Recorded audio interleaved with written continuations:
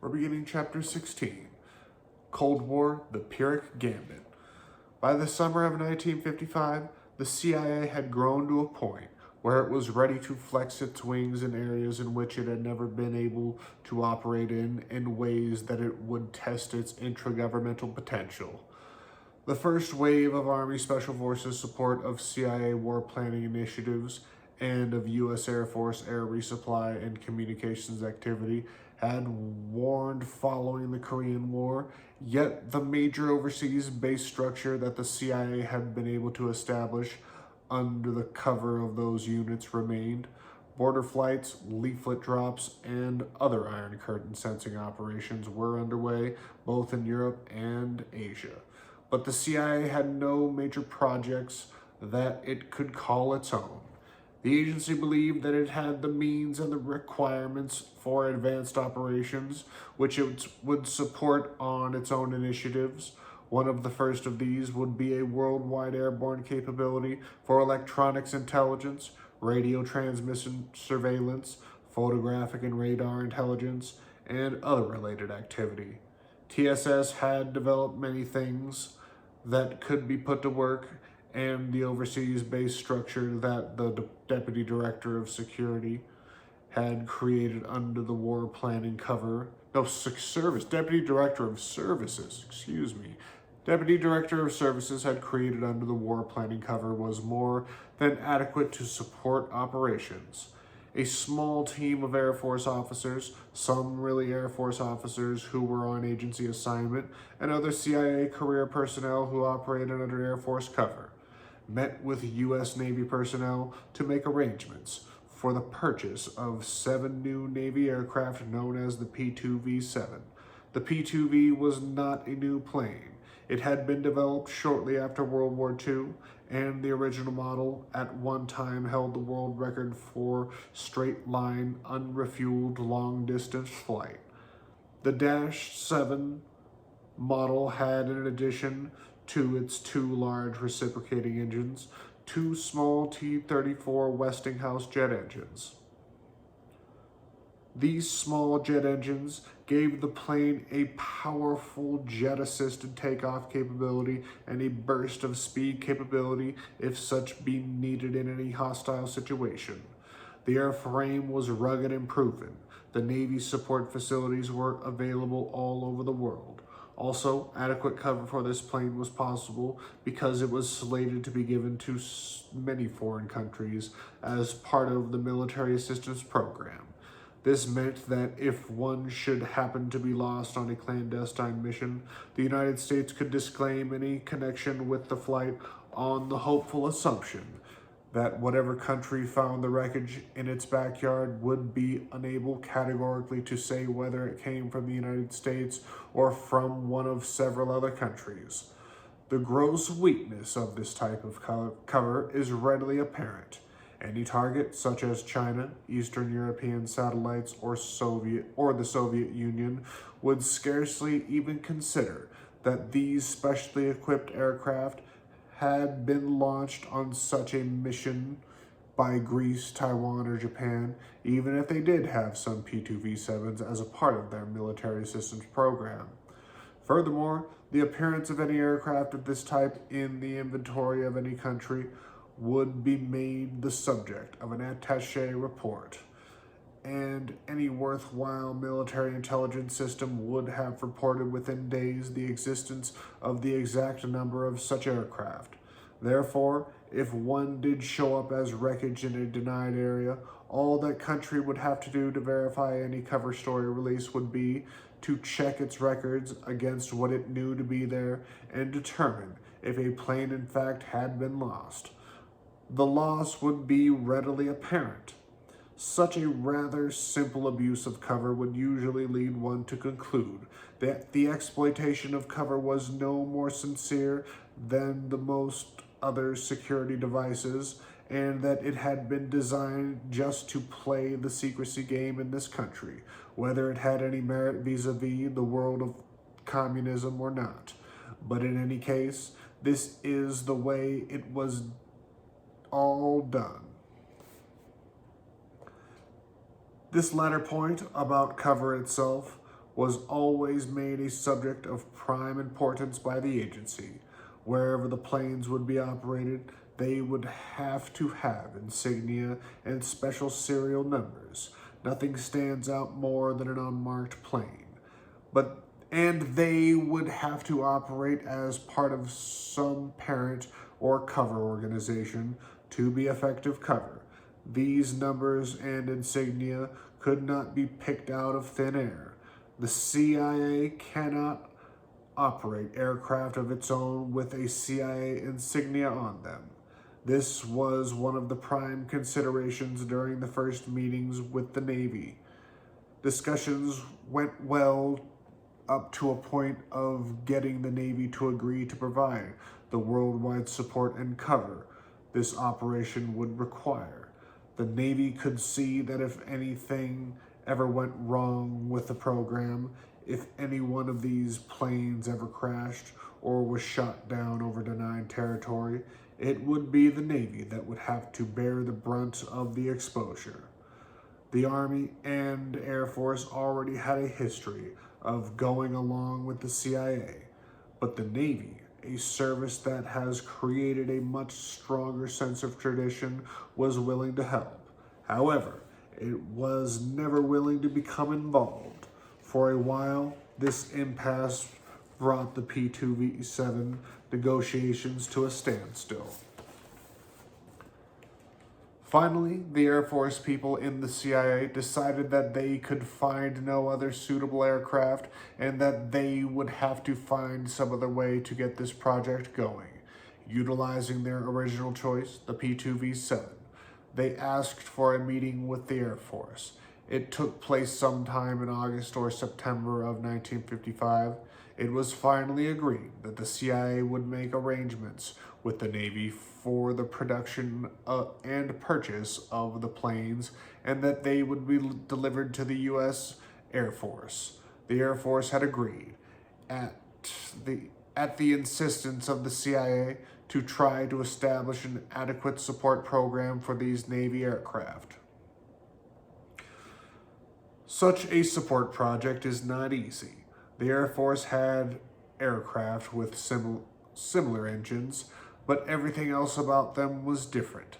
The Navy maintenance and supply manuals were completely different, and the Air Force might just as well have been supporting a completely new type of aircraft. Parts procurement, which would have to be done with Lockheed, the manufacturer, would require that either the Air Force requisition all the parts from the Navy and then have the Navy go to Lockheed, or the Air Force would have set up a supply channel itself to Lockheed. In either case, it would be complicated. It is as difficult to support 7 aircraft of a new and distinct type as it is to establish procedures to support 700. It would have been easier for the Air Force to have set up a line for 700. All of these things were worked out, and the CIA, the Air Force officers became... All of these things were worked out, and the CIA, Air Force officers became the project officers at Lockheed plant. The 7 planes were given production numbers along with the regular Navy productions orders, and the project was well underway. Air Force pilots were selected for training in these planes, and Air Force maintenance and supporting men were sent to Navy schools to learn how to maintain these planes. All of these men were eventually informed of the special nature of the project and that the CIA was involved. This meant that all of these men had to be assigned to the CIA and that they were all volunteers for the project. It was necessary to designate Air Force One Base as the prime station for these new planes, for the maintenance and for their basic supply stockpile. At the same time, the CIA Air Operations Staff and the Deputy Director of Services Air Support Staff had come to the conclusion that the CIA air activity had reached the point where it should be consolidated on one major base rather than spread out all over the world as it has been done. Also, the operational missions of the agency had reached a level that required worldwide capability instead of local European or Asian capability. The Air Force and the CIA agreed to bring all this together at Elgin Air Force Base in Florida. In terms of real estate, this was the largest base in the Air Force, and all kinds of special operations could be set up at Elgin without becoming apparent to others. Also, this was the Air Force proving ground, and it was customary to find these aircraft of all types from all services undergoing operational training exercises. That base was an ideal location for such an organization as the CIA would have once it had been assembled.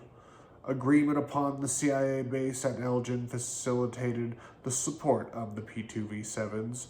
They could go to Elgin also. However, there were differences and there were problems. One of the things the project officer on a regular Air Force procurement program is responsible for is to see that a new aircraft stays within limits of design specifications and that it does not grow in the process. If the design weight was to be 80,000 pounds, then the project officer must see that it does not begin to exceed the weight as it is developed. This problem of growth usually arises as the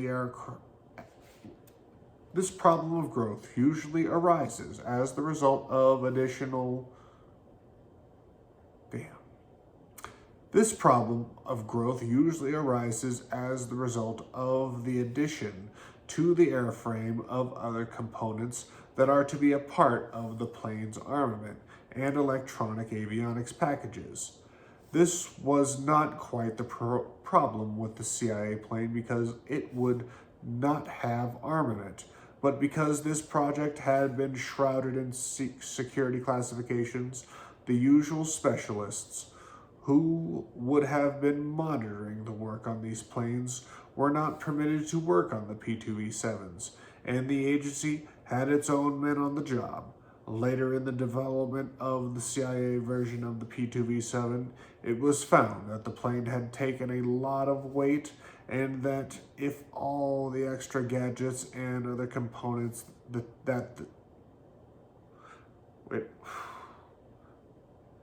just fucked up my flow. It was found that the plane had taken a lot of weight and that if all the extra gadgets and other components that the TSS and other users had been adding on the plane were to be put aboard, these planes would never be able to get off the ground. As a result, many of these parts had to be redesigned, and all sorts of compromises and Rube Goldberg schemes were devised to package these additional items. For example, one group of the air operations shop wanted the plane to have a very modern leaflet drop capability. A huge device, which took up all the space in the bomb bay compartment, was designed. It looked something like an oversized honeycomb. Tens of thousands of leaflets could be stacked in small compartments, and then when the bomb bay doors were opened and special motors activated, leaflets would be peeled off each honeycomb section and distributed like a computer-programmed snowstorm. It was an excellent idea, and the leaflet spreader worked like magic, but it could not possibly be permanently attached to the plane. It was too heavy and it was too cumbersome. It would have meant that many of the other gadgets that were being planned would have to be taken off. This started some internal hostilities in the agency. To pay for the P2V7 project, The CIA Air Operations staff had put together the requirements for several officers of the agency and had pooled their funds. This was all right for the purchase of the plane, but it was not a reasonable solution for a working arrangement. Each shop that had contributed to the purchase of the P2V7 felt that it had a proportionate right to put equipment aboard the plane. However, all the equipment requirements do not divide themselves into equal packages by weight, and some of these minor piggyback accessories began to overload the plane. There was no one in a clear position of authority and know-how sufficient to overrule each claimant. As a result, a number of non-operational concessions were made, and each P2V7 grew like Topsy. This is not an uncommon problem, and as we shall see later, this overgrowth of technology and the lack of restraint placed upon highly classified projects, because the normal restrainers, these men who in normal projects would have known how to deal with such problems, were precluded by security measures from knowing what was going on, caused many projects to go wrong and many others to grow and expand far beyond the original idea. To accommodate this problem with the P2V7, the manufacturer and the augmenting equipment manufacturers reached the conclusion that most of the extra equipment would have to be modularized and made detachable. In this way, the plane could be configured for one set of targets on one flight and for another set the next time. Even with this compromise, certain elements of every system had to be permanently installed, and by the time the planes became operational, they were always overweight. At this very same time, the CIA won approval for the U-2 project, and the agency was hard at work with its Air Force supporting elements, getting the major program underway. This meant another large Lockheed project on top of the P2V7 package. The CIA and the Lockheed Aircraft Corporation have always been especially close. At one time, the CIA was working closely with one group of Navy specialists and with two groups of Air Force personnel, all of them aided by highly skilled technical representatives from the Lockheed Corporation. As Allen Dulles had planned, the CIA would be able to grow operationally and spread itself into other parts of the government and into industry, and by making itself the catalyst for each project, which to the uninitiated would seem to be a project of the host service and not of the CIA. Meanwhile, special crews were being trained at Navy bases from Whidbey Island in Washington to Jacksonville, Florida, and support personnel were being made familiar with Navy supply support personnel. And support personnel were being made familiar with Navy supply catalogs and procedures. Finally, the day came when these special planes could be flown to Europe. Some operated out of Wiesbaden, Germany for several years, and others went to Taiwan. Elgin Air Force Base became the logistics support base for their worldwide operational mission. These unusual aircraft served many purposes and many masters. They possessed an advanced low-level photographic capability. They were an operational testbed for highly specialized electronic intelligence border surveillance work. They were perhaps the first operationally successful carriers of the new side-looking radar system, and they had that novel and most effective leaflet scattering system. On top of all that, someone had insisted that they have the capability to drop supplies or personnel, so a hatch had to be cut in the underside of the plane, which could be opened in flight for that specialized purpose. It was not so much the success or failure of the P2V7 project that is important. The real issue is that after 1955, the CIA had reached the point in its development at which it was prepared to take on major global operational missions on its own, using, not just requesting support of, the vast resources of the Department of Defense for its own ends. This was a major turning point in the process that had begun with the passing of the National Security Act of 1947, and that had been moved forward by such other events as the Dulles Report of 1949. By 1955, the CIA had progressed from its assigned role as the quiet intelligence arm of the president to become a major operational center of power within the military and foreign policy infrastructure of the government of the United States.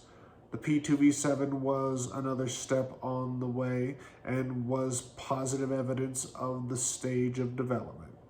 The important thing was not the size of the project itself or of the CIA operation relative to the gross size of the Department of Defense. Rather, it was the fact that the CIA project was an active operation. It was, in a sense, a major part of the battle of the Cold War. Thus, the fact that only 7 P2V7s or a few squadrons of U-2s were involved was not the real measure of the impact of the secret team.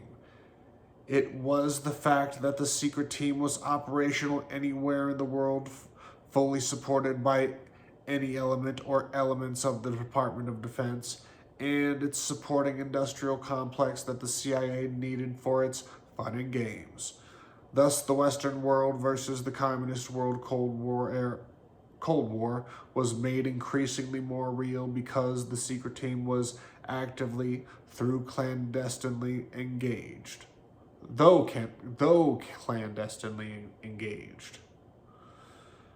There was a French colonel in the 19th century named Pyrrhic, who wrote that battles, the great early battles of history, were not quite the massive, total confrontations that historians have portrayed them to be. On the contrary, they were the close-in, hand-to-hand clashes of the few men that were on the contiguous perimeter of opposing forces.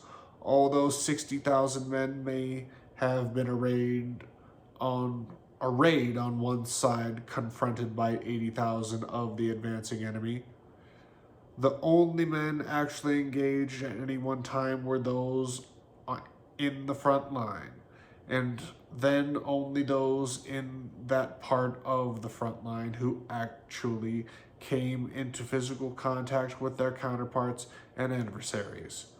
Thus, it was the task of the general, the man on the white horse, to see that more of his men were in position to engage face-to-face, hand-to-hand, the enemy.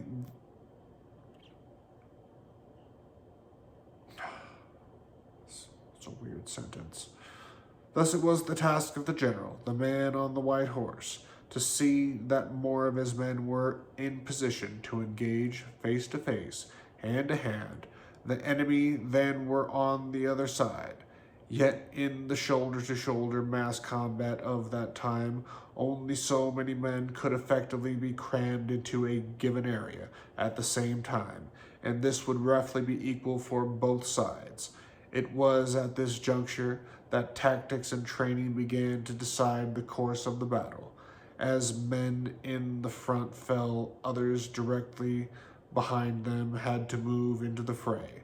As the course of battle ebbed and flowed, the well-trained, disciplined army would seize the initiative at every turn, not so much demonstrating superior power as superior training, equipment, and morale. Thus, the fates of nations and empires rested not so much on huge armies as upon the shoulders of a few men engaged on the perimeter of the battle zone. In that type of combat, before weapons with longer range, spears, bows and arrows, and then guns, the battle was won on the perimeter by small lines of men face to face, locked in deadly combat with no choice but to go forward or die, until each adversary fell before the physical onslaught. This was essentially a battle of total attrition, with the victory going always to that force that ousted the foe. The victory was total. It was won by annihilating the vanquished. In a certain sense, this is how the Cold War is being fought. It is all too inevitable that the two greatest powers on Earth should oppose each other. General Motors has its Ford, Macy's has Gimbals, and in nature, positive has negative. Major forces always oppose each other. This is normal, even without the incessant reminder of real or imagined, actual or potential Cold War. A massive contest would inevitably exist between the United States and the USSR in all areas of contact. We should not lose all sense of proportion as a result of this realization, any more than they should. This confrontation is a fact of life. Thus, the battles, large and small, of the war are local face-to-face skirmishes between small, often unnoticed elements on both sides. These battles may be social, economic, athletic, political, religious, and military, and no matter how large or small, how deadly or insignificant, there is only one way to tally up the score in the won and lost column. It is the same way one scores in chess. The game is won by not losing, and in chess, luck plays no part. The loser loses his own game. The winner is simply the man who is there at the end. Thus, the Cold War is a massive, total, grim game of attrition. The loser will be the one who has dissipated all of his resources. The winner will be the one who remains with his force relatively intact. The great and terrible truth is that in this type of warfare, the loser may be the victim of deadly attrition brought about as a result of his own futile actions, as much as or even more than by actions of an enemy. Consider the battles of the Cold War all waged against the enemy, communism.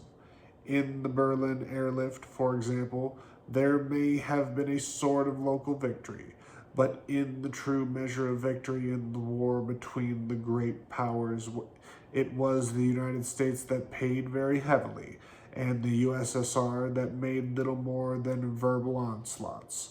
On the scale of relative total attrition, the United States went down and the USSR went up.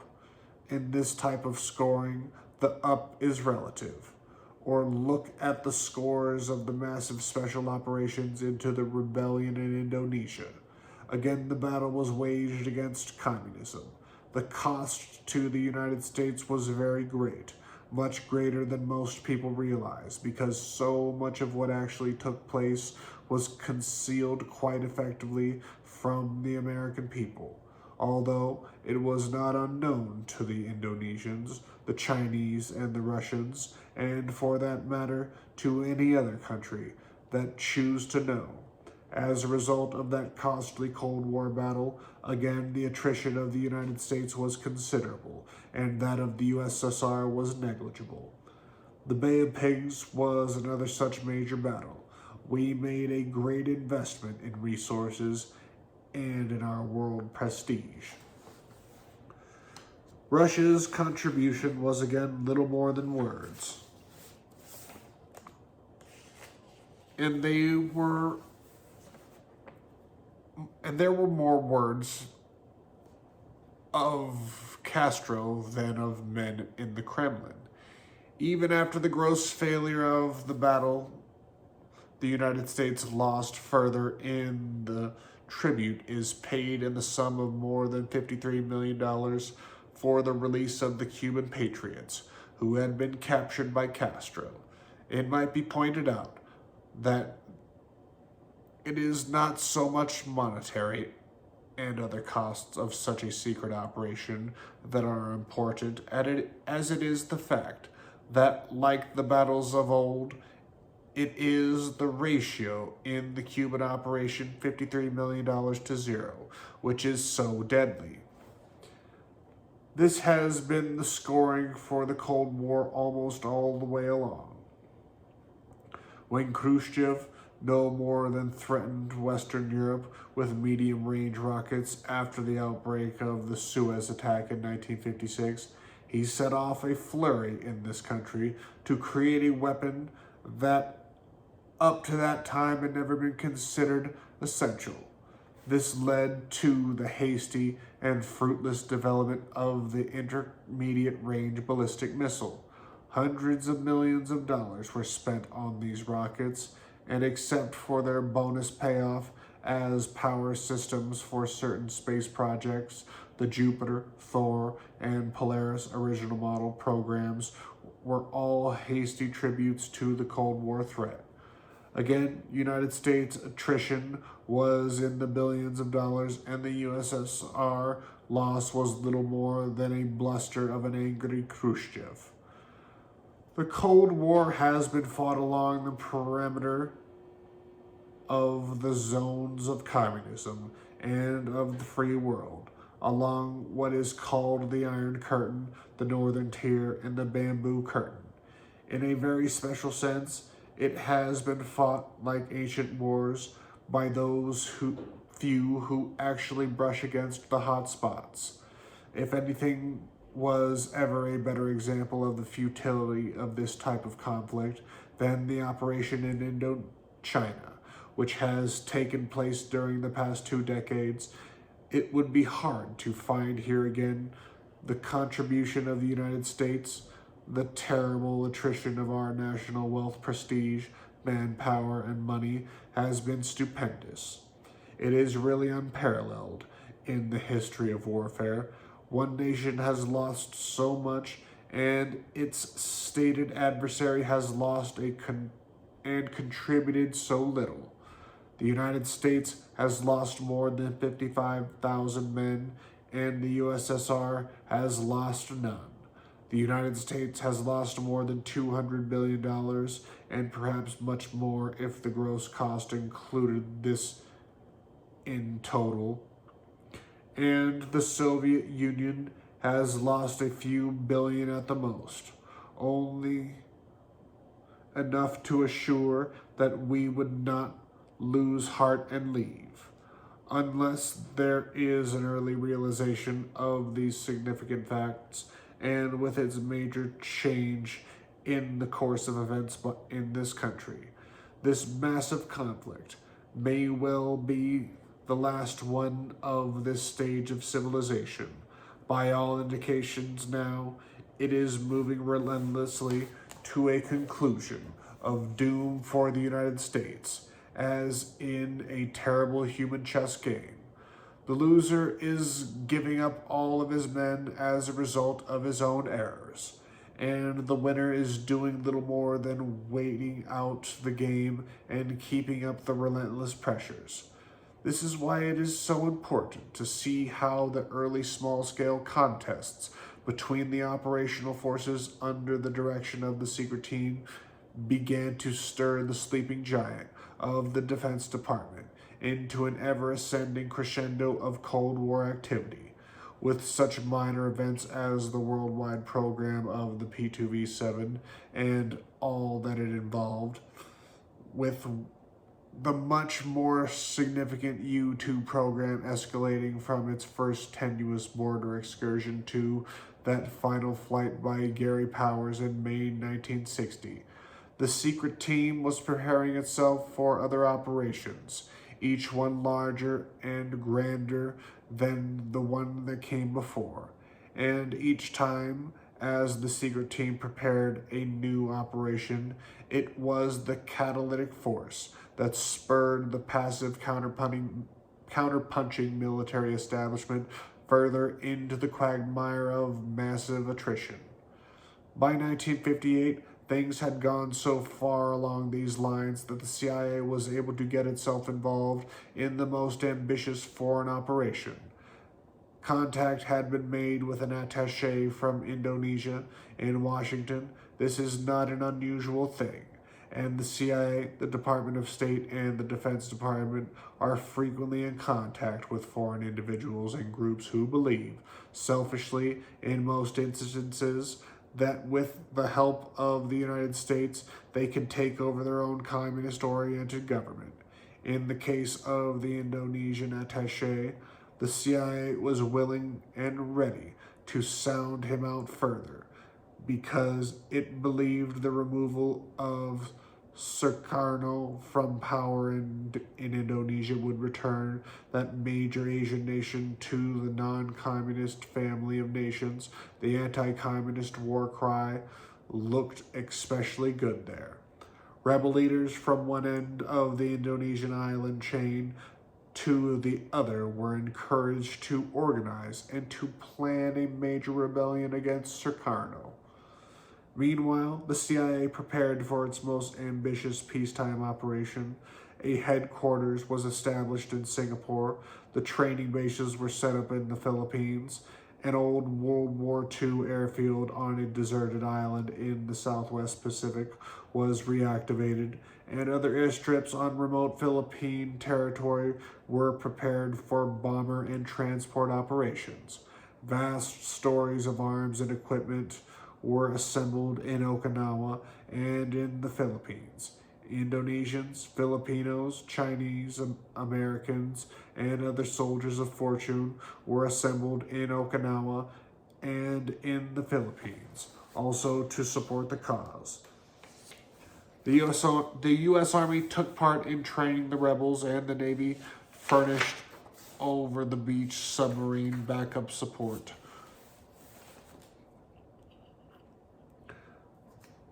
The Air Force provided transport aircraft and prepared the fleet of modified B-26 bombers. The B-26 is a light bomber in modern terms, but it had been fitted with a nose assembly for each 50 caliber machine gun. Wait a minute. Guns. The B-26 is a light bomber in modern terms, but it has been fitted with a nose assembly for 8 50 caliber machine guns. This is a power-packed punch for this type of warfare. A small fleet of Korean War B-26s was prepared for a number of covert crews. A number of covert crews were assembled to fly them. In the beginning, rebellion broke out in various parts of the island chain. The loyalist forces were forced to deal with them one at a time, while the Indonesian army, under the command of General Nasution, began an attack upon the rebels on the main island of Sumatra.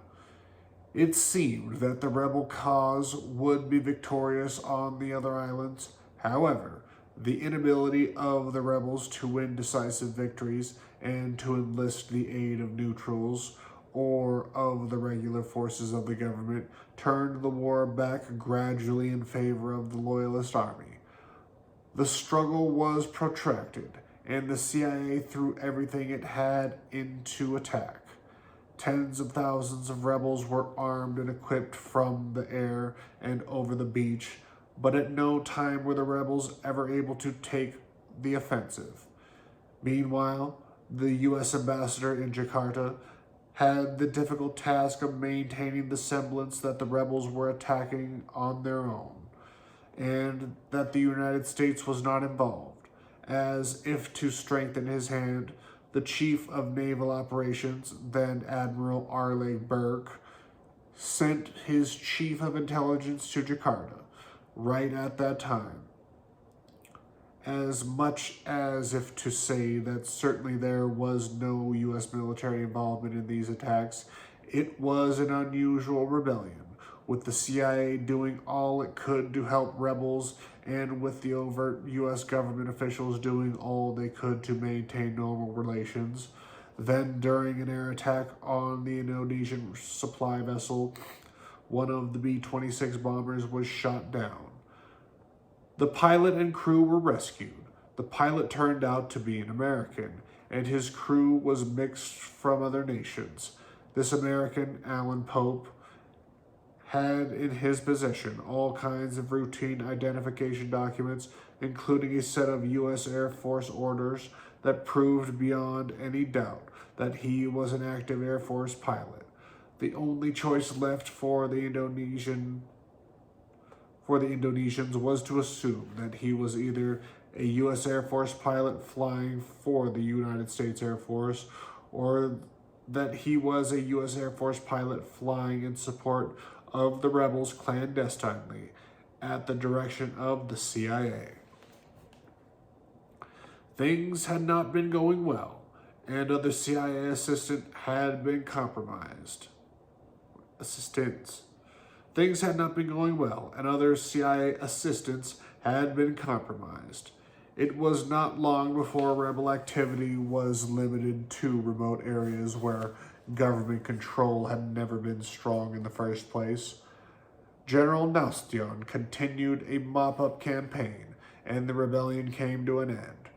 There were many who asked when Alan Pope came up for trial in Jakarta how it happened that a man who was flying clandestine missions could have been carrying so much and such complete identification with him.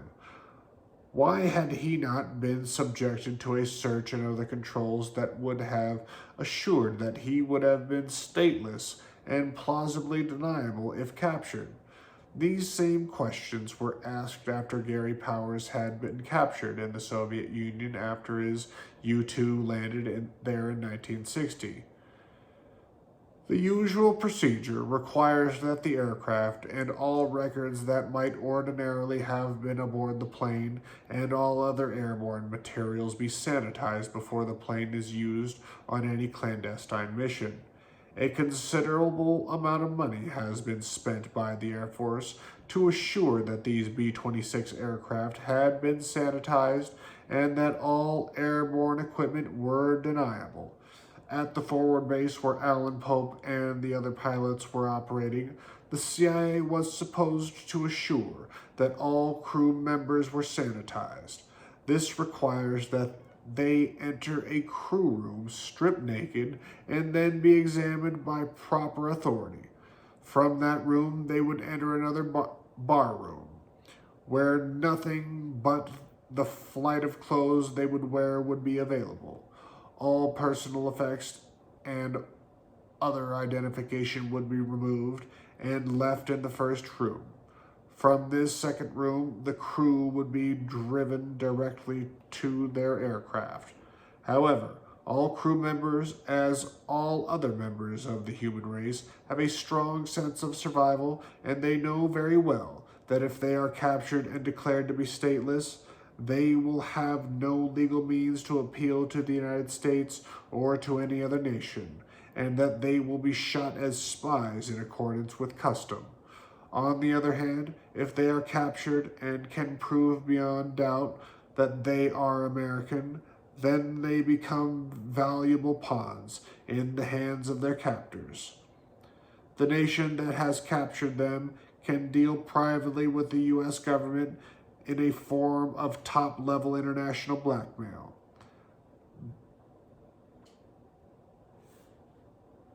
The lives of the men involved becomes of minor importance by that time to both countries compared to the advantages that the capturing country can wring out the loser with the threat of exposure of the facts of the case. This is the key factor in the present prisoner of war problems with Hanoi. Those prisoners, many of whom were captured under unusual circumstances in accordance with the compacts signed in Geneva, have become a much more valuable asset to the government of Hanoi than what might be called the usual prisoner of war as in World War II. With this in mind, it can be said that every agent takes precautionary measures on his own to see that he has some identifying material with him. if he can possibly get away with it. It is entirely plausible that the crew of the captured B-26 had their identification hidden in the plane and that they retrieved it once they were in the air. This must have been the case because the official reports from the base where they had departed on that mission stated that they had gone through the inspection process outlined above. In spite of all this, the Indonesian government was able to produce that Alan Pope's trial copies of his recently dated Air Force orders, which had transferred him to the Philippines. They had his Air Force identification card and a current post-exchange card for the Clark Air Force Base in Manila, and such other documents. There could be no doubt in their minds that Alan Pope was a current Air Force pilot and that he was flying in support of the rebels and for the CIA.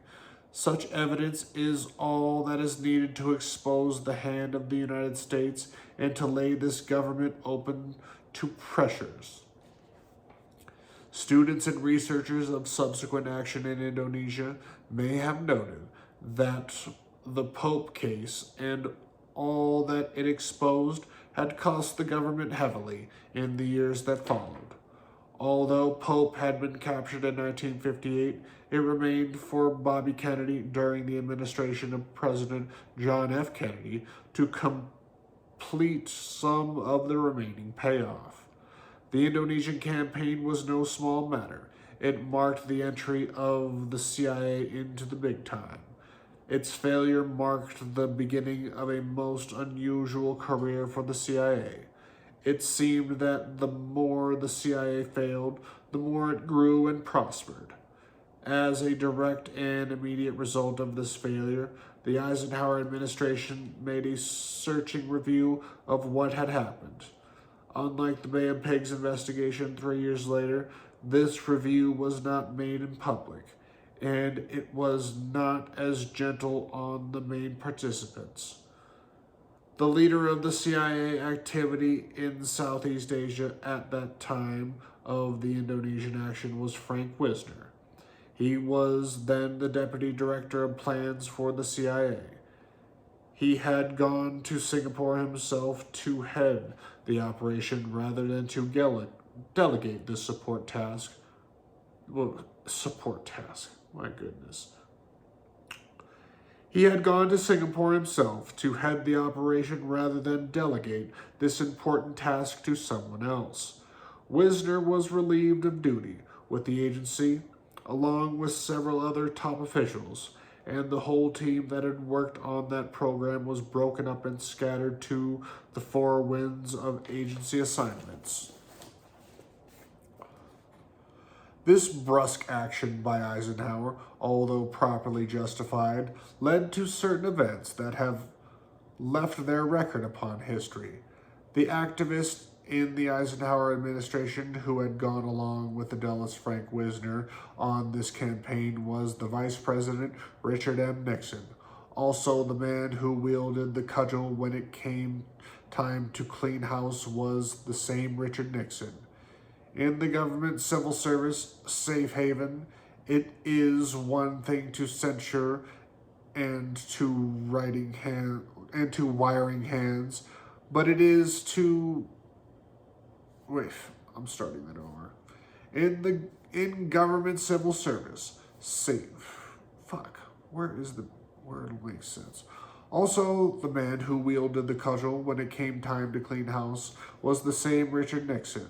In the government civil service safe haven, it is one thing to censure and to wiring hands, but it is an entirely different matter actually to fire someone and release him from the protective cocoon of government service. Since the Indonesian campaign was technically, anyway, highly classified, most other government workers did not know why all of these nice people had been fired. And since they were cool to Nixon anyhow, they arose in unison to damn him when he ran for president in 1960. This in turn led to other events of some magnitude.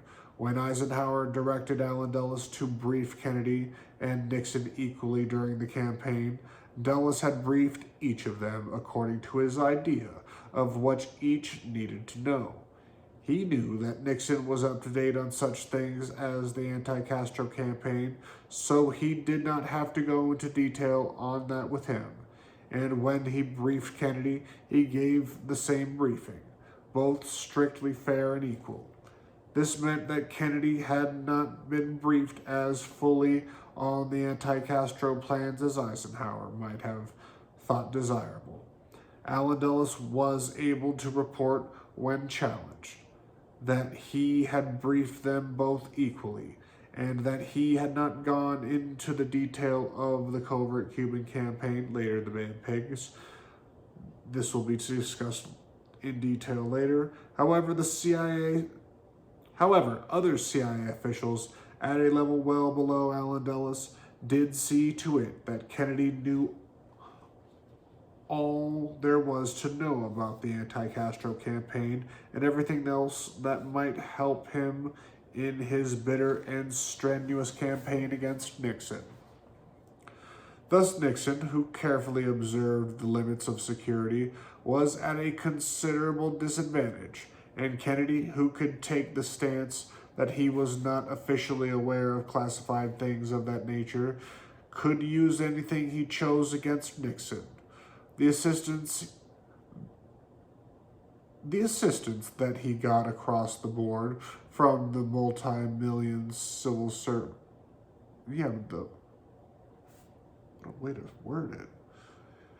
The assistance that he got across the board from the multi-million civil servant reservoir of goodwill easily proved sufficient to tip the scales of that very close election in favor of John F. Kennedy. It is interesting to see how proper action at the time of the Indonesian debacle backlashed against the man who carried it out as a member of the National Security Council. With one deputy director of plans gone and the agency scrambling to find something to do after it had withdrawn from the area of Indonesia, Allen Dulles turned his attention to the U-2, which had become operational on a grand scale. He made the director of the U-2 program the new deputy director of plans for the agency, thus promoting Richard Bissell to the highest clandestine operations spot in the U.S. government. Meanwhile, the P2V7 project continued to grow and to operate on a worldwide scale, as did the U-2 project. The agency also got itself involved in lesser activities all over the world. It was active in Iran and in Ethiopia. It stepped up its work in Laos and Thailand. And it was actively supporting the Chinese nationalists in their penetration operations into the mainland. Then, in May 1959, the agency found itself again involved in one of those totally unexpected catastrophes that seem to occur when least expected and least desired. Okay, we'll be doing Chapter 17, Mission Astray, Soviet Gamemanship, tomorrow.